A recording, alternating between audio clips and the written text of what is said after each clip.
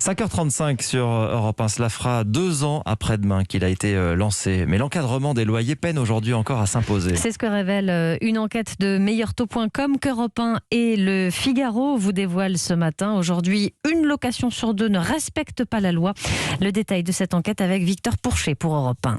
Plus la surface est petite, moins le loyer est en règle. Parmi les appartements de moins de 20 mètres carrés, 3 annonces sur 4 sont illégales, c'est-à-dire que le prix est au-dessus du prix de référence. Des logements visés par les étudiants et les locataires les plus modestes, précisément ceux que le dispositif devait protéger. Pour Thomas Lefebvre, de Meilleurs Agents, qui a réalisé cette étude, la loi n'est pas assez contraignante. Et il n'y a pas de police des loyers, en fait. On fait porter l'application de cette loi aux locataires. C'est évident, les locataires ne veulent absolument pas rentrer en conflit avec leurs propriétaires. Il y a beaucoup de critères aujourd'hui qui jouent sur le loyer qui ne sont pas pris en compte dans l'encadrement. Assez vite, les propriétaires ne rentrent pas dans les bornes. Et sur les sites d'annonces, les offres abusives augmentent. Pour Corinne Joly, présidente du site de location PAP, ce n'est pas à eux de faire le tri. On n'est pas habilité à dire, là, nous, on estime que votre annonce, elle ne mérite pas de dépasser le plafond de loyer. Sur l'encadrement des loyers, on a fait énormément d'informations. C'est le seul rôle qu'on peut tenir. En 2020, à Paris, 102 dossiers sont remontés à la préfecture. Résultat, seulement 9 amendes, tout en dessous de 1 500 €,